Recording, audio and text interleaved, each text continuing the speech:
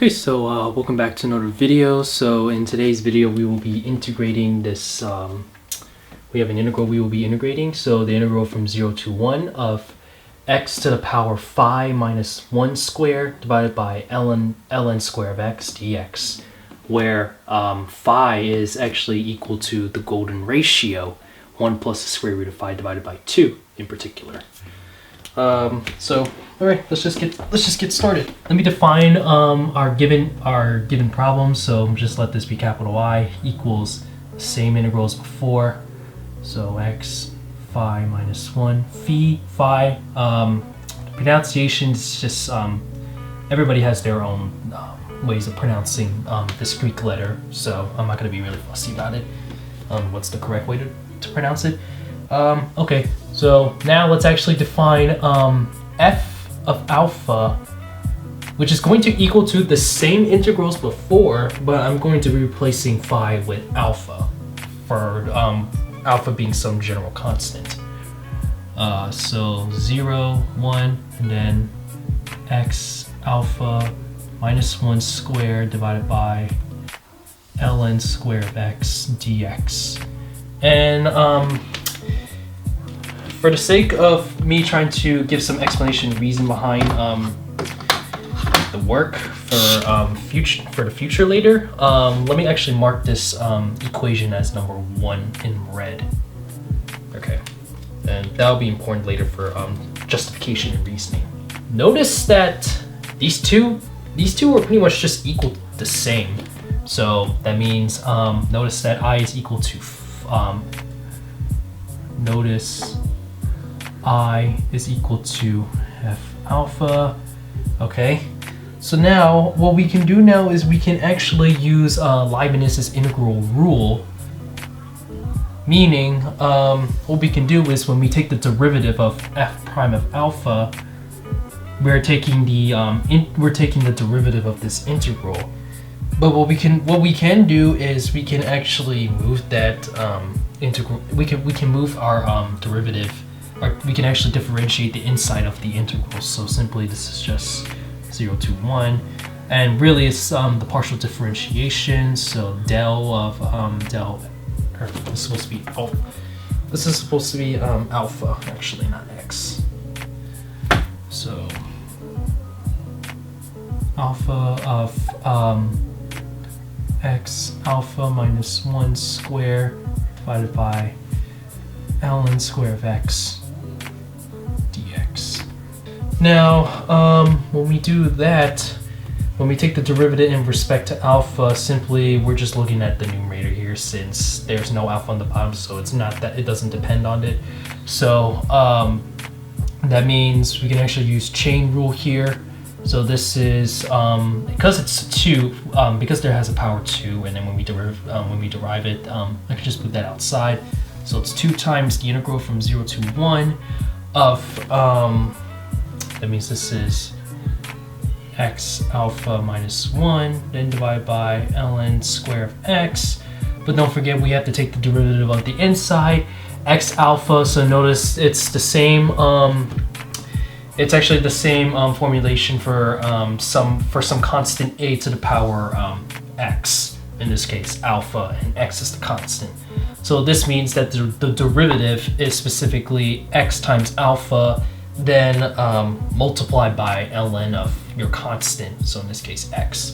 So x alpha multiplied by ln of x dx, and simply it's just equal to, so the ln of x cancels from the numerator, so we have that it's 2 times the integral from 0 to 1 of and for why not, I'll just distribute the x of alpha into here. So this means we have x to the power 2 alpha minus x alpha divided by ln of x dx. And let me mark this as number 2, our second equation that will be used for later too. So this is number 2. Okay, good. Now let's actually take the second derivative of f of alpha. So f double prime of alpha is simply just, we have our first order differentiate our first derivative of f alpha. So we just take this and then take the derivative again. So this means this is 2 times the integral from 0 to 1 of then take its del, the partial differentiation. So in respect to alpha of x to alpha minus x alpha divided by ln of x, and then dx. Okay, so what I can do is I can actually split this into 2 integrals. That way it'll be easier to solve one another, but because, you know, it's this in the numerator is a difference. So what I can do is, so it's 2 times the integral from 0 to 1 of x 2 alpha divided by ln of x dx, then minus 2 times the integral from 0 to 1 of x alpha divided by ln of x dx. Okay, cool.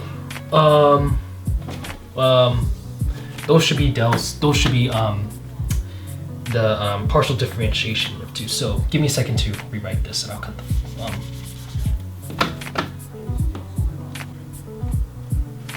Okay, good. Fixed that. So now it's how it should be. So okay. So that means we gotta take the partial differentiation in terms of in respect to alpha.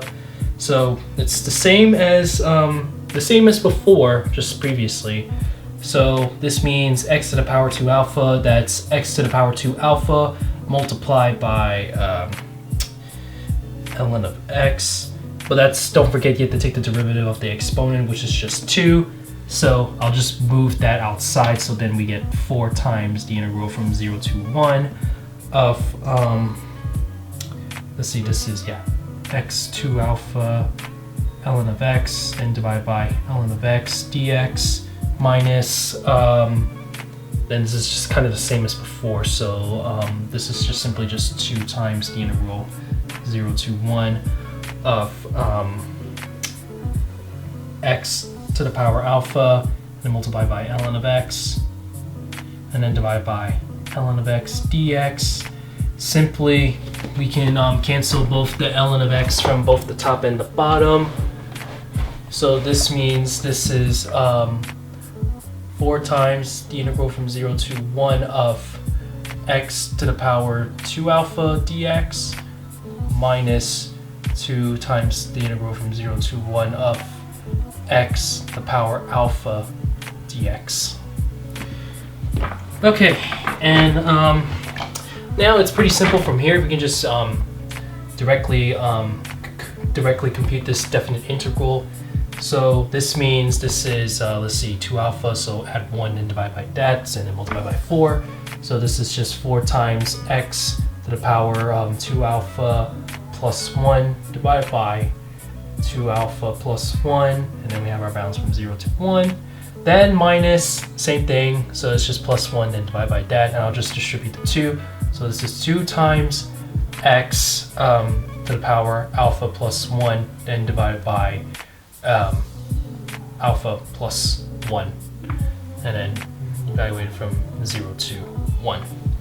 Okay, and this should be pretty straightforward. When you evaluate the bounds, you plug 0 for x, so this means that'll just become 0, and then same here, that'll become 0, and then if you plug 1 for x, 1 to any number is just going to be 1, so we just multiply the 4, and then over here just multiply the 2. So directly evaluating this, we get that it's 4 divided by 2 alpha plus 1 minus 2 divided by alpha plus 1. Okay, now let's do a little observation. So let me write this in red. So based off what we wrote for number 2, so from 2, we know that actually, in fact, that f prime of 0 is equal to 0. This is just we're just giving our initial condition, taking some initial conditions we created.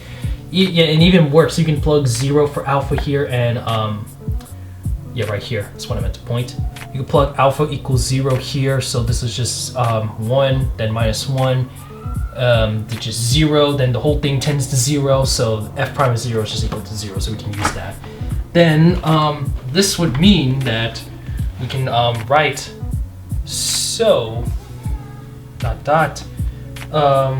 This means f prime of alpha is actually equal to the integral from 0 to alpha of f of f double prime of t dt.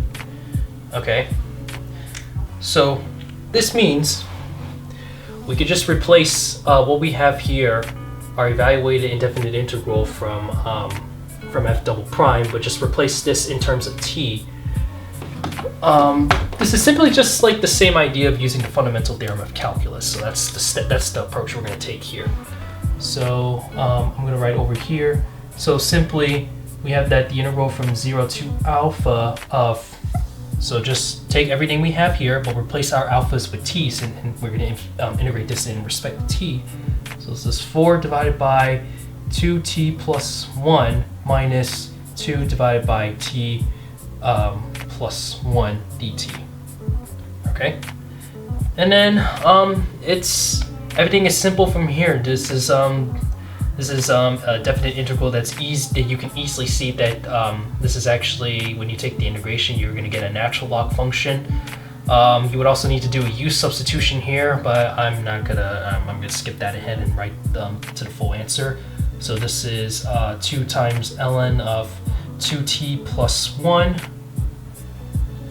and then subtract from 2 times ln of t plus 1, and then write this in brackets and say that this is evaluated from 0 to alpha. Okay, and then just basically you plug 0 here, then the whole thing becomes 0, since ln of 1 is equal to 0. So basically the only thing you have to plug in is just alpha, which you're just gonna get the same thing. Just instead of t, just replace everything with t in terms of alpha. So this is 2 ln of 2 alpha plus 1, and then minus 2 times ln of alpha plus 1. Okay, cool. Now going back to here with red. So now another thing we'd like to observe is, based off from number 1, talking about from here, from 1, we know that, and I might have to write the next line, otherwise I think the light might come. Actually, I'm good from here. So we know that f of 0 is equal to 0. Simply plug 0 for alpha for here, then just like before, x to the power 0 is just 1 minus 1. 1 minus 1 is 0. The whole integral becomes 0. So what this means is we can actually rewrite this. So this means I is equal to f, but this time we're instead of alpha, we'll be replacing our constant phi, the golden ratio number. So f of phi is equal to the integral from 0 to phi of f prime of t dt. Or this is actually supposed to be an alpha, my bad, since everything from earlier here is alpha. So, okay, cool. Alpha, f prime of alpha, d alpha. Okay. Now with that, now let's actually replace our evaluated integral from here and substitute it back to here. So this means we have the integral from 0 to phi of 2 ln of 2 alpha plus 1 minus 2 ln of alpha plus 1, and then d alpha. Okay, this is pretty much, we're going to have to be using some u substitution, but eventually it's also going to be using integration by parts. So you know what, just why not? Let me just show you the real work for using evaluating these two integrals. So I'm going to need some space. So that means I'm going to let u equals 2 alpha plus 1, then du is equal to d alpha, then divide by 2. So that means I have, let's see, you divide by 2. Then I can just move the 2 outside, so that means that'll just be 1. So really the only thing we have left is the integral from ln of u du, and then you need to do integration by parts over here. So let me just call this call our new terms w and then v. So w equals in this case ln of u, dw equals 1 over u du, dv equals du, v equals u. And then integration by parts, so that means u ln of u minus the integral of v times dw, which is u divided by u, which is 1. Integrate that, you're gonna get u. Then we'll just replace everything back, so this is just here, let me write this in the next line. So this is just 2 alpha plus 1, then ln of 2 alpha plus 1, then minus 2 alpha plus 1. Okay. And then from over here we have you see? Yeah, okay, right here should be good. So we have u is equal to alpha plus 1, then du is equal to just d alpha. So this means okay, so this is 2, I'll just move that outside. So this is 2, the integral from ln of u du. So integration by parts again, so let me just do w equals ln of u, then dw equals 1 over u du, dv equals du, and then v equals v is equal to u. So just like before, so this is 2 times so yeah, so it's just like it's just the same thing as here. So this is just 2 times alpha plus 1, and then ln of alpha plus 1, and then minus our u, which is well, this is 2 times alpha plus 1. Okay. So yeah, so let's now combine everything back together. So we have that. This is just 2 alpha plus 1 ln of 2 alpha plus 1 minus 2 alpha plus 1, and then minus 2 times everything from here, so 2 times alpha plus 1 ln of alpha plus 1, and then it's subtraction, so I'll just distribute the negative to here, so then that'll become a positive.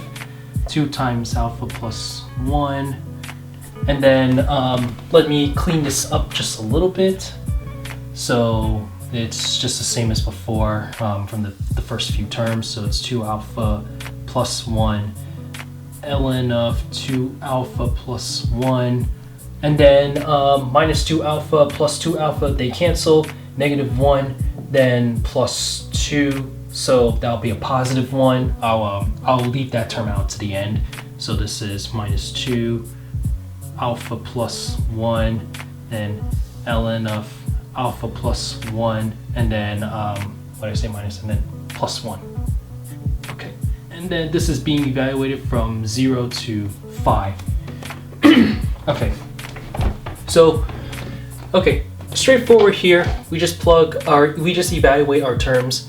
Simply, I'll just take the shortcut, and so we know that we plug phi, so this means this is 2 phi plus 1 of ln multiply by 2 phi plus 1 minus 2 times phi plus 1 multiplied by ln of 5 plus 1. Okay, and then we have plus 1, but when we evaluate at 0, this term becomes 0, this term becomes 0, and then we have a positive 1. You subtract the differences from 1, then we get 0. So this is our evaluated bounds from 0 to phi. Now we just have a couple more steps to go. So let me actually address a couple facts with about the golden ratio. So, fact. These are 2 facts I'm going to address. So I'm going to separate into semicolons. So when we're solving for solutions in terms of phi, one interesting thing to note is that phi plus 1 is actually equal to phi square. But also another interesting fact about the golden ratio algebraically solving is 2 times phi plus 1 is equal to phi cubed. Okay, so we have those facts addressed. I'm not really going to go over the proof. You can actually verify this yourself using the quadratic equation with x squared minus x minus 1 to see this work. So we're just gonna do our little substitution. Instead, we're gonna substitute the input of our natural logs and just ignore the factors from these 2. Okay, so when we substitute 2 phi plus 1 equals phi cubed, so phi cubed would be our input inside. Using our rules of natural logs, we can move the 3 outside of our as a factor. So therefore, we can have 3 times 2 times phi plus 1, and then ln of phi. And then over here, phi plus 1 is phi square. Again, using the rules of natural logs, we can move the 2 outside in front. So this is minus 4 times phi plus 1, and then ln of phi. Okay, and we can even do some more simplifying. So we can just distribute the 3 into here, and then the negative 4 into here, and then just combine like terms, and we actually get that it's I'll write it out over here just for it. So this is 6 phi plus 3, then ln of phi, then minus 4 phi plus 1, and then ln of phi. We combine these terms. Well, really, we can actually factor out the ln of phi first, but really, we're just focusing here. So it's 6 phi minus 4 phi, so this is just 2 phi, and then plus 3 minus 1, or that's actually supposed to be a 4. My bad, I forgot to distribute the 4 over there. So this is plus 4, and then ln of phi. There we go. Now it makes sense. 3 minus 4, and then it's supposed to be minus 1 multiplied by ln of phi. Okay, but we know that phi is equal to, I don't even think I wrote that down, so let me actually just write, let me write this in red since the golden ratio is an important number. So phi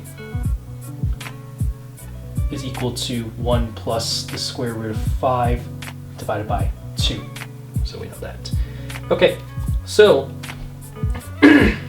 now we can just use this number and then substitute.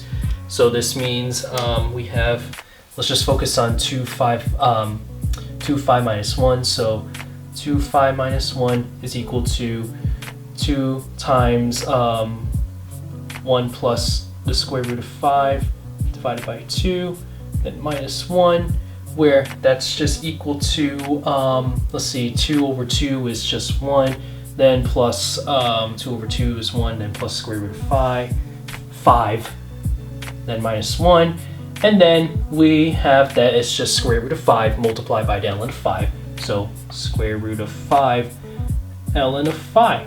And we are done. That is our final answer, and that's as simple as it gets. So to reiterate, the integral from 0 to 1 of x to the power phi minus 1 squared divided by ln squared of x dx is simply just equal to the square root of 5 multiplied by ln of phi. Okay, and that's it. So it's pretty nice. I dropped a marker, but oh well.